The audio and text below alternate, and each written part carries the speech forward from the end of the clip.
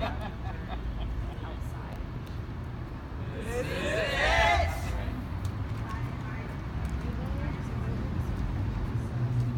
yes.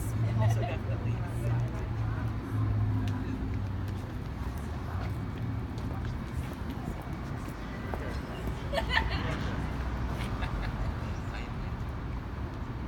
Welcome everyone to the Dash.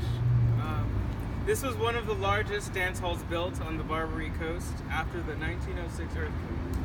Places like the Dash depended on the city's appetite for sexually transgressive entertainments, but they often grew famous through the city's sporadic efforts to curb its own excesses. Hello, I've been asked to explain to you a little bit about some of the dances that we'll be doing. Can't hear you. I've been asked to explain to you a little bit about some of the dances that we'll be doing today. So one of the main dances we'll be doing is the turkey trot. Now, if you've ever seen swing dancing, you can thank dancers like the turkey trot. Because when white folks saw black folks dancing like that, they were like, that would be a blast if we could participate in these dance styles. So any dance style that you can think of that's named after an animal or something like that, you can credit the slaves that saw the animals working in the field and decided to imitate their movements. You know, like if you saw a snake slithering by, they would just start to slither. Or if they saw a chicken clucking by, they would just start to trot like a little chicken.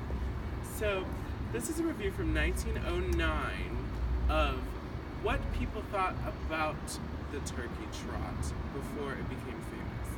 A wicked, scandalous, infamous, and immoral body and obscene song and dance or act, corrupting the morals of the public and youth, and too filthy, obscene, and immoral to be indecency further described. So now we're going to do it for you.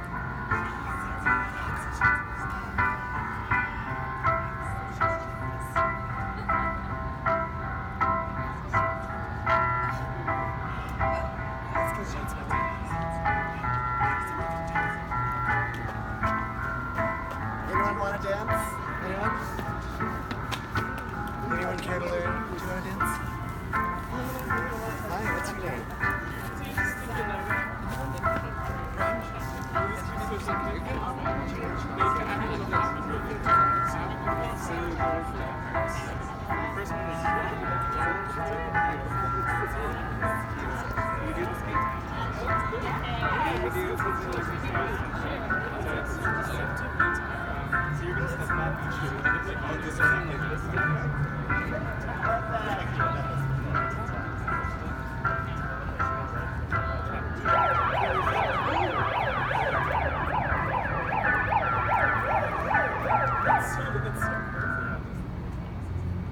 Well, good afternoon, ladies and gents.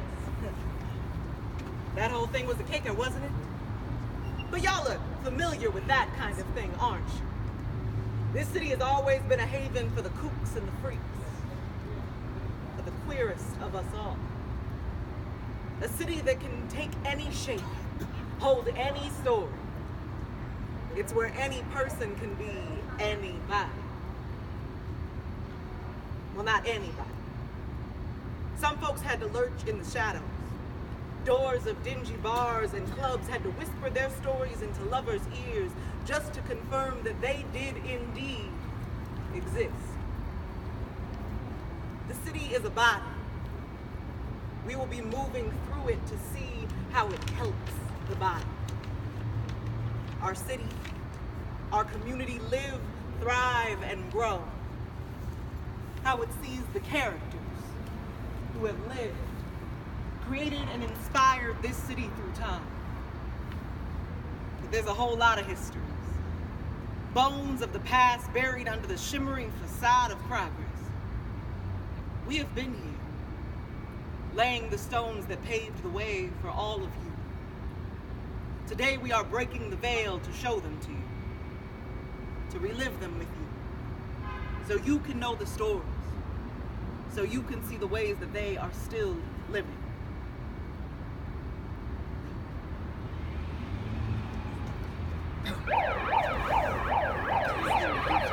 And there comes the paddy wagon. Tends to happen when a group of degenerates comes together. Now, if you don't mind, I think I'll be on my way. This color gal ain't too keen on seeing the inside of a cell this evening. But I'll be seeing y'all soon. Oh, and by the way, be sure to give the sheriff my warmest regards. Oh, I haven't seen such happy, wildly happy inhabitants singing or dancing for joy in the city for years. Now, back in my youth, this city was full of wayward men, no better than a gang of fatherless tramps, and the street corners were hardly so definite either. This part of town was mostly sand in the 50s. That is the 1850s. Can there be happiness in sand? You might have climbed knee-deep up some parts of it and slid down the other side. You could have played hide and seek among its shifting undulations. We were all looking for something or someone, as was the case with me, Stoddard. Charles Warren Stoddard. Now, if you'd like to follow me, we are going to proceed in an eastwardly direction toward Sansom Street, and then we're going to proceed north until we cross Washington over there, walking this way down Mark Twain Alley. Thank you.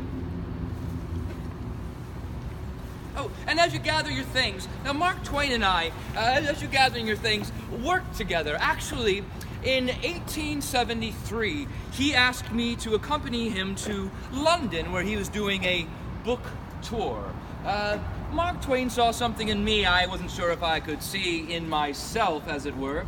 He often drank quite a bit in the evenings. One evening, as we were sitting in our hotel in London, I was timing his wording. In general, in the evening, he spoke about one word every 30 seconds as he drank. And one night, he accompanied me to my room, stood over my bed, and continued to talk to me about 2 words a minute as I drifted into deep sleep underneath Mark Twain. Now we're gonna keep walking this way. This way, yeah, I guess this way. Nice bicycle. It used to be so much higher in my day. Loses this.